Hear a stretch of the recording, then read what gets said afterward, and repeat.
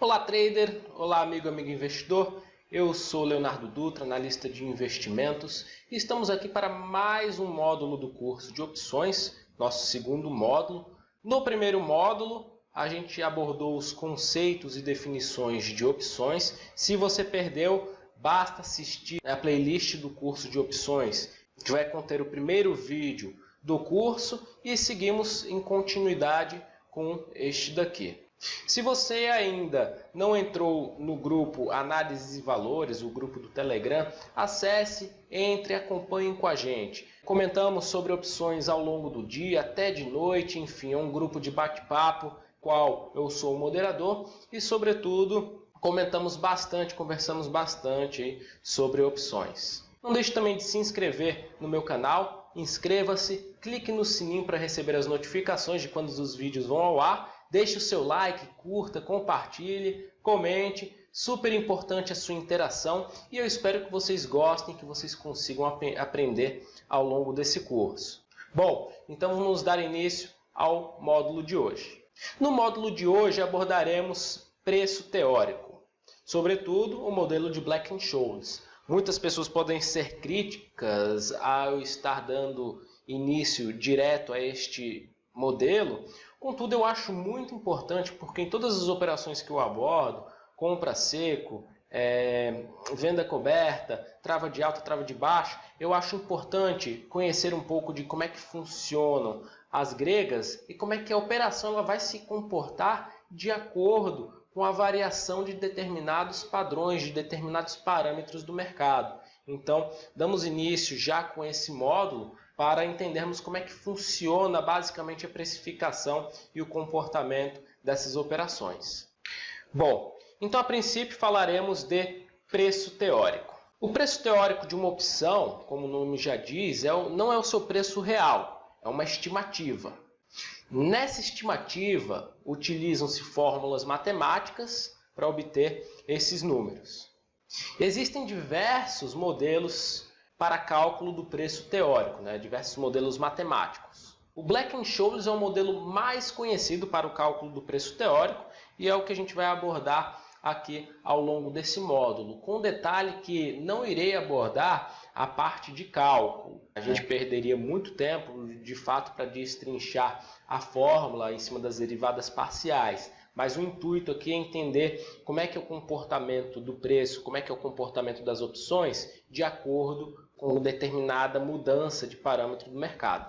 Então, dando início ao modelo Black-Scholes, vamos falar a princípio das definições. O Black-Scholes ele é o modelo mais conhecido e mais utilizado para o cálculo do preço teórico de uma opção. Ele é um conjunto de fórmulas matemáticas e uma série de presunções sobre as quais as fórmulas têm validade.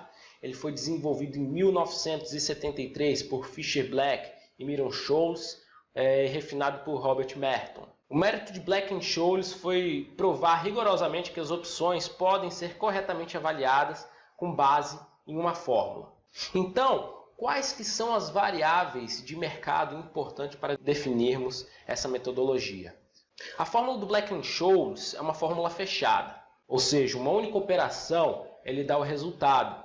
O cálculo é muito trabalhoso para se fazer à mão e aí por isso utiliza-se as calculadoras de Black-Scholes e as plataformas hoje elas disponibilizam já dessa possibilidade. As variáveis para cálculo do mercado são o spot, que é o preço do ativo subjacente no momento de cotação, o strike, que é o preço de exercício no dia do vencimento, a volatilidade, que normalmente se utiliza volatilidade histórica para calcular o preço teórico do ativo, taxa de juros e o tempo que falta para o vencimento em dias. Vamos falar aqui agora das variáveis gregas, as definições. As gregas nada mais são do que derivadas parciais da fórmula do Black-Scholes. Elas servem como estimativa do que acontece com a opção quando mudam as variáveis de mercado. Todas as gregas são derivadas parciais do prêmio em relação a uma variável de mercado. As 5 gregas do modelo Black-Scholes são delta, gama, θ, vega e ρ, baseado nos 5 parâmetros citados. Então, cada parâmetro citado, como o tempo que falta para o vencimento, spot, volatilidade, taxa de juros, enfim, todas essas gregas estão pautadas em cima desses movimentos. Então, a primeira variável é o delta. O delta sugere quanto a opção ela deveria variar se o preço do ativo oscila R$1. Aqui, por exemplo, eu tenho a lista das opções de Petrobras para o dia 16 de outubro, com 10 dias para vencimento.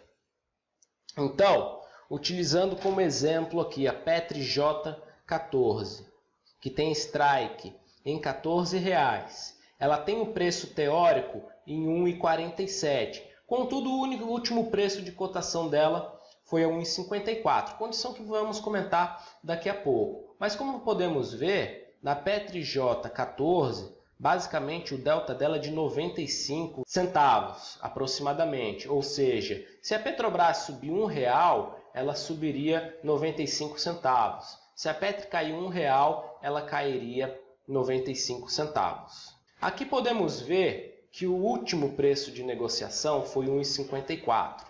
Porém, o preço teórico sugere que o preço é 1,47.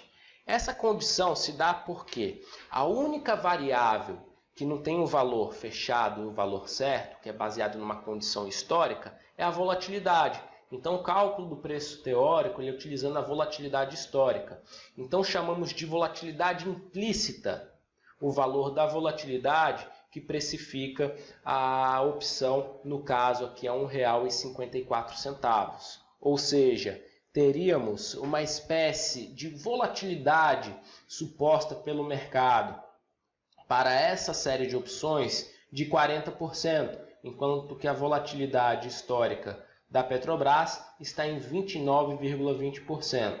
Existe um conceito de sorriso da volatilidade, que quanto mais fora do dinheiro e mais dentro do dinheiro as opções elas se encontram, maior serão os níveis de volatilidade implícita, formando de fato um sorriso, uma movimentação neste sentido, ao qual as opções mais no dinheiro são as opções que têm e que possuem a menor volatilidade implícita. A tendência é que a volatilidade implícita ela fique girando em torno da volatilidade histórica, podendo estar um pouco acima e um pouco abaixo. É uma variável bastante utilizada para determinar se uma opção ela está relativamente cara ou relativamente barata para aquele determinado momento.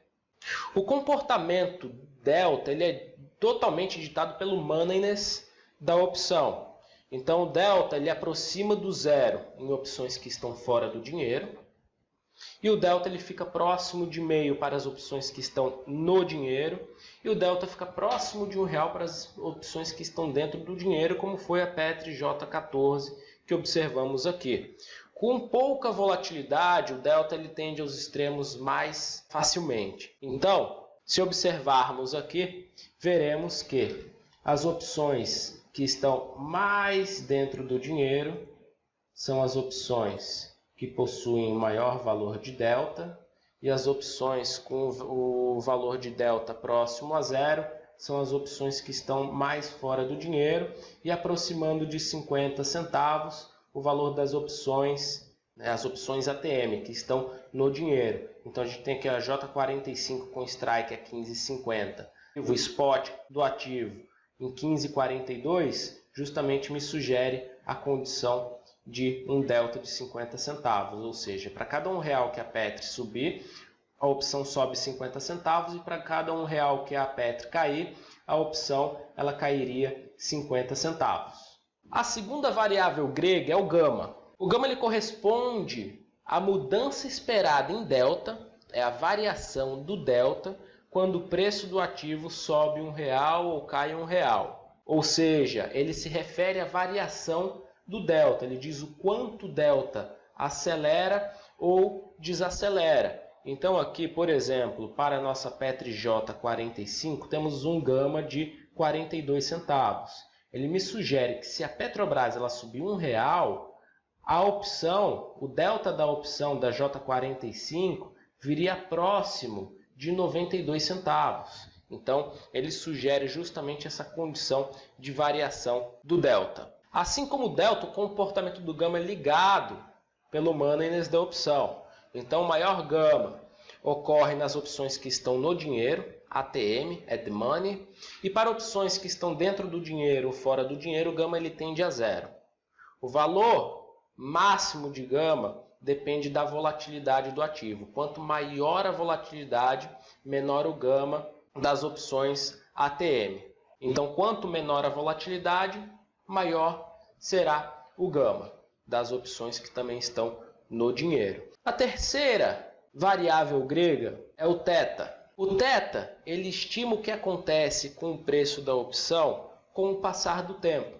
Então, ele é medido em reais por dia ou em unidade monetária por dia. Ou seja, se eu tenho aqui um θ da opção a J, Petri J45 de menos 0,01, aproximadamente 2 centavos, ele me sugere que para cada dia que passa no mercado, a opção ela perde 2 centavos. Da onde saem esses 2 centavos? Os 2 centavos eles saem do valor extrínseco da opção, que é o valor da incerteza dado ao tempo que falta para o vencimento. O θ é uma das variáveis mais importantes, porque elas que fazem as opções virar pó quando estão no dinheiro ou estão fora do dinheiro. E principalmente afeta as operações que a gente vai ver mais à frente, de compra a seco de opções. A opção com θ mais negativo são as opções no dinheiro, porque estas são as opções que possuem um maior valor extrínseco.